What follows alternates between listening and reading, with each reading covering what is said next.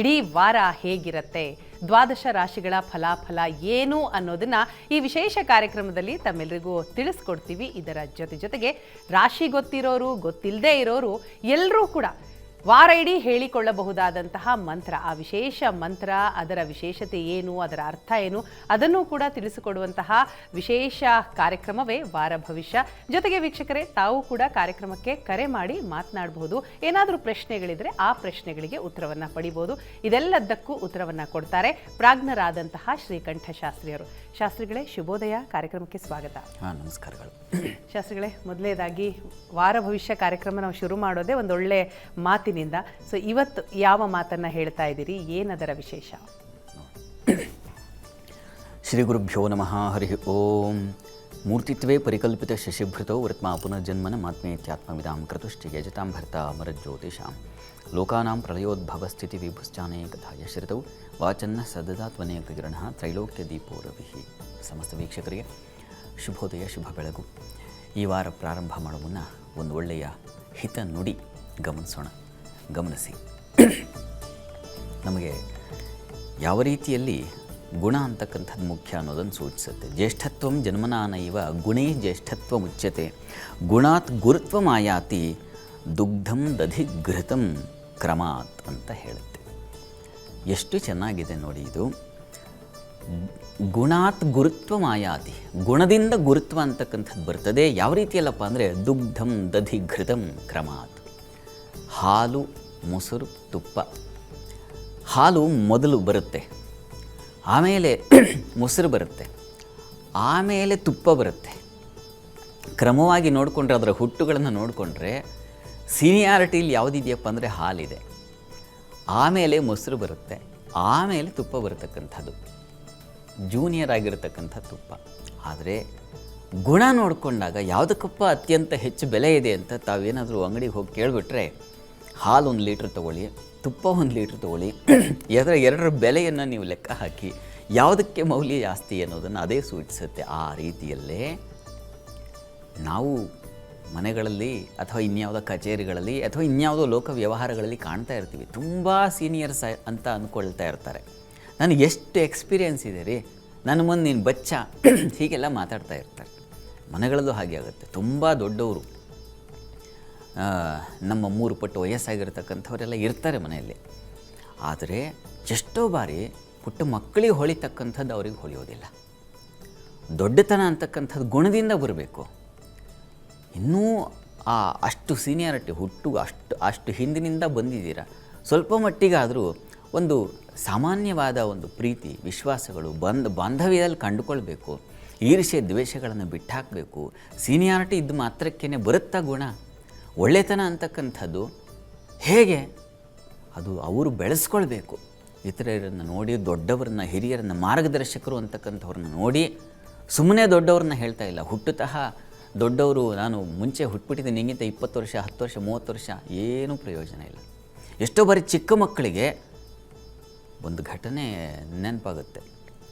ಒಬ್ಬ ತಾಯಿ ತನ್ನ ಮಗುಗೆ 10 ಚಾಕ್ಲೇಟ್ ತಂದು ಕೊಟ್ಟಳು. ಇನ್ನೊಂದು ಮಗು ಪಕ್ಕದಲ್ಲಿದೆ. ಆ ಮಗುಗೆ ಕೈಯಲ್ಲಿ ಏನೂ ಇಡಲೇ ಇಲ್ಲ. ಆ ಮಗು 10 ಚಾಕ್ಲೇಟ್ ಇತ್ತಲ್ಲ, ಕೊಡ್ತಲ್ಲ ಆ ತಾಯಿ, ಆ ಮಗು ತನ್ನ ಪಕ್ಕದಲ್ಲಿದ್ದ ಇನ್ನೊಂದು ಮಗುವಿಗೆ 5 ಚಾಕ್ಲೇಟನ್ನು ಹಂಚಿತು. ನನಗೈದು, ನಿನಗೈದು ಇಟ್ಟುಕೋ ಅಂತ. ದೊಡ್ಡವರಿಗಿಲ್ಲದ ಈ ಮನೋಧರ್ಮ ಚಿಕ್ಕ ಮಕ್ಕಳಲ್ಲಿ ನಾವು ಕಂಡು ಬೆರಗ. ಇದು ಗುಣ ಅಂದರೆ, ಇದು ತುಪ್ಪದ ಗುಣ ಅಂತ. ಆಕೆ ಮುಂಚೆ ಎಷ್ಟು ವರ್ಷ ಮುಂಚೆ ಆಕೆ ಹುಟ್ಟಿ ಬಂದು ಆ ಮಗುವಿಗಿಂತ. ಆದರೆ ಆ ತಾಯಿಯ ಗುಣ ಎಷ್ಟು ನಿಕೃಷ್ಟವಾಗಿದೆ ಆ ಮಗುವಿಗಿಂತ ಅಂತ ಅನಿಸುತ್ತೆ. ಅದು ತಾಯಿ ಪ್ರೀತಿ ಇರಬಹುದು, ಆದರೆ ಇನ್ನೊಂದು ಮಗು ನೋಡಿದಾಗ ಹಾಗೆ ಭೇದ ಮಾಡಬಾರ್ದು. ತಾಯಿ ಆಗಿದ್ದವಳು ಈ ರೀತಿಯ ಇದೊಂದು ಸಣ್ಣ ಪುಟ್ಟ ಉದಾಹರಣೆ ಬಿಡಿ. ಈ ಥರದ್ದು ಎಷ್ಟೋ ನಡೀತದೆ. ಒಂದು ಆಫೀಸ್ಗಳಲ್ಲಿ ಸೀನಿಯಾರಿಟಿ ಅಂತ ಹೇಳಿಬಿಟ್ಟು ತುಂಬ ನನಗೆಲ್ಲ ಗೊತ್ತಿದೆ ಅಂತ ಅಹಂಕಾರದಿಂದರೆ ಪಾಪ ಆಗ್ತಾನೆ ಬಂದಿರತಕ್ಕಂತಹ ಹೊಸ ಫ್ರೆಷರ್, ಅವನಿಗೆ ಎಷ್ಟೋ ಬುದ್ಧಿವಂತಿಕೆ ಇರುತ್ತೆ. ಅದನ್ನು ಸ್ವೀಕರಿಸೋ ಮನೋಭಾವ ಇಲ್ಲ ಅಂತಂದರೆ ನಿಮ್ಮಲ್ಲಿ ಗುಣ ಎಲ್ಲಿದೆ? ಜ್ಯೇಷ್ಠ ಗುಣ ಎಲ್ಲಿದೆ? ಅದನ್ನು ಸೂಚಿಸ್ತಾ ಇದೆ. ಆದರೆ ಇದೇನೇ ಇರಲಿ, ಗುಣ ಎಲ್ಲಿದೆಯೋ ಅದು ಮಾನ್ಯತೆಗೆ ಬಂದುಬಿಡುತ್ತೆ. ಅದು ಮನೆಯಾಗಿರಲಿ, ಸಮಾಜವಾಗಿರಲಿ, ಕಚೇರಿಗಳೇ ಆಗಿರಲಿ, ಗುಣಕ್ಕೆ ಬೆಲೆ ಇದೆ. ಸೀನಿಯಾರಿಟಿಗೆ ಕಿಂಚಿತ್ತೂ ಬೆಲೆ ಇಲ್ಲ. ಇದನ್ನು ಅರ್ಥ ಮಾಡ್ಕೊಳ್ಬೇಕು. ಯಾರು ಅರ್ಥ ಮಾಡಿಸೋದು ಅಂತಂದರೆ ಬೇರೆ ಇನ್ಯಾರೋ ತಿಳಿ ಹೇಳಿದ್ರೆ ಇದು ಅಷ್ಟು ತಲೆಗೆ ಹೋಗೋದಿಲ್ಲ, ಅಹಂಕಾರವೇ ಜಾಸ್ತಿ ಆಗುತ್ತೆ. ನನಗೆ ಹೇಳಕ್ಕೆ ಬರ್ತಾನೆ, ಈ ಥರದ್ದೆಲ್ಲ ಬರುತ್ತೆ. ಅವರಿಗೆ ಪರಮಾತ್ಮ ಅನುಗ್ರಹಿಸಬೇಕು, ನಾನು ಮಾಡ್ತಾ ಇರೋ ತಪ್ಪು ಅಂತ ಆಗಬೇಕು. ಈ ಮಾತಿನಿಂದನಾದರೂ ಇಂತಹ ಸ್ವಭಾವದವರಿಗೆ ಅದು ಹೋಗಿ ಸ್ವಲ್ಪ ತಿಳಿವು ಮೂಡಿದ್ರೆ ಬದಲಾವಣೆಗೆ ದಾರಿಯಾಗುತ್ತೆ ಅಂತ ಅನಿಸುತ್ತೆ. ಎಲ್ಲರಿಗೂ ಅನ್ವಯ ಆಗುತ್ತೆ. ನಮ್ಮ ಮಟ್ಟಿಗಿಂತ ನನ್ನಿಂದ ಪ್ರಾರಂಭವಾದರೆ ಮುಂದಕ್ಕೆ ಹೋಗುತ್ತೆ. ಹೀಗಾಗಿ ಈ ಹೇಳುವ ಒಳ್ಳೆಯ ಮಾತುಗಳು ಮೊದಲು ನನಗೆ ಅನ್ವಯ ಮಾಡ್ಕೋಬೇಕು, ಆಮೇಲೆ ಬೇರೆಯವರಿಗೆ ಹೇಳಬೇಕಾಗತ್ತೆ. ಜಗತ್ತಿಗೆ ಹೇಳಬೇಡ ಅಂತ ಹೇಳ್ತಾರೆ ದೊಡ್ಡವರೆಲ್ಲ. ಏನು ಮಾಡೋದು, ಪ್ರಾರಬ್ಧ ಇಲ್ಲಿ ಬಂದು ಕೂತಾಗ ಒಳ್ಳೆಯ ಮಾತನ್ನು ಸ್ಮರಣೆ ಮಾಡಿಕೊಂಡು ನಾನು ಒಂದು ಹೆಜ್ಜೆ ಮುಂದೆ ಮೊದಲು ನನ್ನ ಒಂದು ಹೆಜ್ಜೆ ಇಟ್ಟು ಆಮೇಲೆ ಬೇರೆಯವರಿಗೆ ಹೇಳೋ ಪ್ರಯತ್ನ ಮಾಡ್ತೀನಿ. ಅಂಥದ್ದೊಂದು ಒಳ್ಳೆಯ ಮಾತು ಎಲ್ಲರೂ ತಿಳ್ಕೋಬೇಕು. ಎಲ್ಲರೂ ಪ್ರತಿಯೊಬ್ಬರಿಗೂ ಅನ್ವಯಿಸುವಂತಹ ಮಾತು ನಿಜವಾಗ್ಲೂ ಕೂಡ. ಇನ್ನು ವಾರ ಇಡೀ ಏನು ವಿಶೇಷತೆ ಇದೆ ಅಂತ ನೋಡ್ತಾ ಹೋಗೋದಾದ್ರೆ, ಜೊತೆಗೆ ಈ ವಾರ ಶುಕ್ರನ ಬದಲಾವಣೆ ಇದೆ, ರಾಮನವಮಿ ಕೂಡ ಇದೆ. ಇದನ್ನ ಮನಸ್ಸಿನಲ್ಲಿ ಇಟ್ಕೊಂಡು ಈ ವಾರದ ವಿಷಯ ಏನು ಹೇಳಿದ್ರು ಅವುಗಳೇ ಇದ್ದಾವೆ ಈ ವಾರದಲ್ಲಿ. ಗಮನಿಸೋಣ. ಈ ವಾರದಲ್ಲಿ ನಾವು ಪ್ರಧಾನವಾಗಿ ಕಾಣ್ತಕ್ಕಂಥದ್ದು ಅಷ್ಟೇ. ಬುಧವಾರದ ದಿವಸ ನಾವು ಕಾಣ್ತೀವಿ, ಅದು ಮಾರ್ಚ್ 25, ಮೇಷರಾಶಿಗೆ ಶುಕ್ರನ ಪ್ರವೇಶ ಆಗುತ್ತೆ. ಶುಕ್ರ ಉಚ್ಚ ಸ್ಥಾನದಲ್ಲಿದ್ದ ಇಷ್ಟು ಕಾಲ, ಇನ್ನೂ ಇರ್ತಾನೆ ಬುಧವಾರದವರೆಗೆ. ಆಮೇಲೆ ಶುಕ್ರ ಸ್ವಲ್ಪ ಕುಜನ ಮನೆಗೆ ಹೋಗಿದ ಕೂಡಲೇ ಶುಕ್ರ ಕುಜನ ಮನೆಯಲ್ಲಿ ವಿಚಿತ್ರವಾದ ಕಾಮನೆಗಳನ್ನು ಬೆಳೆಸಿಬಿಡ್ತಾನೆ ಹೃದಯದಲ್ಲಿ. DVG ಅವರು ಹೇಳ್ತಾರಲ್ಲ, ಎತ್ತಣಿಂದಲ ಗಾಳಿ ಮೋಹ ಬೀಜವ ತಂದು ಬಿತ್ತಲಾರದೆ ಮನದಿ ಮಂಕುತಿಮ್ಮ ಅಂತ. ಚಿತ್ತವಿನ್ ನಲುವದೆಂಬ ಜಂಭಬೇಡ ಅಂತ ಹೇಳ್ತಾರೆ ಅವರು. ಚಿತ್ತ ಅಲ್ಲಾಡೋದಿಲ್ಲ, ನಾನು ಸ್ಥಿರವಾಗಿರ್ತೀನಿ ಅಂತ ಹೇಳ್ಕೋಬೇಡಪ್ಪ ಭಗವಂತ. ಯಾವ ರೀತಿಯಲ್ಲಿ ಏನಾಗುತ್ತೋ ಹೇಳೋಕ್ಕಾಗಲ್ಲ. ಇನ್ನು ಶುಕ್ರವಾರ ದಿವಸ ರಾಮನವಮಿ ಇದೆ. ರಾಮನವಮಿ ಅದು ಇಡೀ ಭಾರತದ ಹಬ್ಬ, ವಿಶ್ವದ ಹಬ್ಬ. ಅದು ವಸ್ತುತಃ ಹೊರದೇಶಗಳಲ್ಲೆಲ್ಲ ರಾಮನ ಆರಾಧನೆಯಾಗುತ್ತೆ. ಯಾಕಪ್ಪ ಅಂತಂದರೆ ಇದೇ ನೋಡಿ, ಇಷ್ಟೊತ್ತು ಏನು ಹೇಳಿದ್ನೋ ಗುಣತ್ವದಿಂದ ಶ್ರೇಷ್ಠತ್ವ ಬರುತ್ತೆ ಅಂತ ಹೇಳಿದ್ನಲ್ಲ, ಅದು ರಾಮರ ಗುಣ. ಅವರಿಂದಾಗಿ ವಸ್ತುತಃ ಆ ಗುಣದಿಂದಾಗಿ ಸಹಸ್ರ ವರ್ಷಗಳು ಕಳೆದರೂ, ಯುಗಗಳೇ ಸರಿದು ಹೋದರೂ ಕೂಡ ರಾಮರು ಈ ಹೊತ್ತಿಗೂ ರಾಮನವಮಿ ಬಂದರೆ ಯಾಕೆ ಇಷ್ಟು ಉತ್ಸವಾದಿಗಳು, ಸಮಾರಂಭ, ಅದ್ಧೂರಿಯಾದ ಮೆರವಣಿಗೆಗಳು, ಪೂಜಾದಿಗಳು ನೆರವೇರುತ್ತಪ್ಪ ಅಂತಂದರೆ ಕೇವಲ ಗುಣದಿಂದ. ಗುಣ ಇದ್ದರೆ ನಿಮ್ಮನ್ನು ಮರೆಯೋದೇ ಇಲ್ಲ ಜನ. ನೀವು ಎಷ್ಟು ವರ್ಷಗಳು ನೀವು ಇಲ್ಲ ಆದರೂ ನಿಮ್ಮನ್ನು ಮರೆಯೋದಿಲ್ಲ.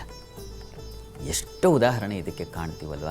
ಅದಕ್ಕೆ ರಾಮಚಂದ್ರರು ಆದರ್ಶವಾಗಿ ಹಿಮಾಲಯ ರೂಪಾದಿಯಲ್ಲಿ ನಿಂತು ಬಿಟ್ಟಿದ್ದಾರೆ. ಅಂಥ ರಾಮರ ಆ ನವಮಿಯನ್ನು ತಪ್ಪದೇ ಎಲ್ಲರೂ ಆಚರಿಸಿ ರಾಮನ ಕೃಪೆ ಪಾತ್ರರಾದರೆ ನಾವು, ರಾಮನ ಅನುಗ್ರಹ ಸಿಕ್ಬಿಟ್ರೆ ನಮಗೆ ಆನಂದ ಸಿಕ್ಕ ಹಾಗೆ. ಆನಂದ ಎಲ್ಲಿದೆ ಅಂತ ನಾವು ಹುಡುಕಾಡ್ತೀವಲ್ವ, ನಿಶ್ಚಯವಾಗಿ ರಾಮನಲ್ಲಿದೆ. ರಾಮ ಮಂತ್ರವನ್ನು ಹೇಳಿಕೊಂಡ್ರೆ, ರಾಮನಾಮ ಜಪಿಸಿದ್ರೆ ಇನ್ನಷ್ಟು ಬೇಕೆನ್ನ ಹೃದಯಕ್ಕೆ ರಾಮ ಸತ್ಯವಾಗಿದೆ ಆ ಮಾತುಗಳೆಲ್ಲ.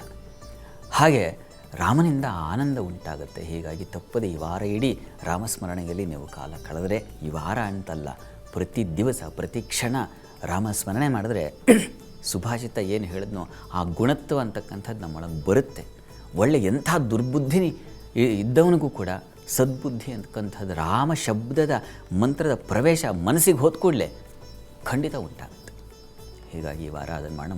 ಇನ್ನೂ ಒಂದು ಮುಖ್ಯವಾದ ಅಂಶ ಹೇಳೋದಿದೆ. ನಾಳೆ ಪಂಚಮಿ ಇದೆ. ಎಷ್ಟೋ ಜನಕ್ಕೆ ಈ ಚೈತ್ರ ಮಾಸದ ಪಂಚಮಿ ಬಗ್ಗೆ ಗೊತ್ತಿಲ್ಲ.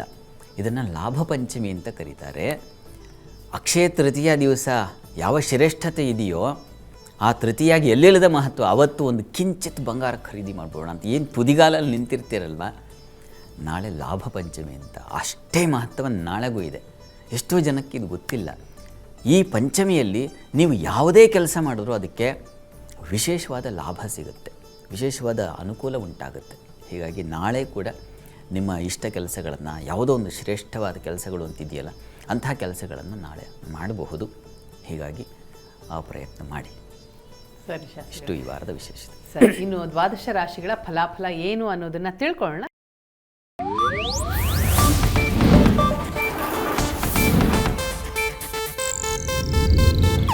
ಇದು ಏಷ್ಯಾನೆಟ್ ನ್ಯೂಸ್ ನೆಟ್ವರ್ಕ್ ಪ್ರಸ್ತುತಿ.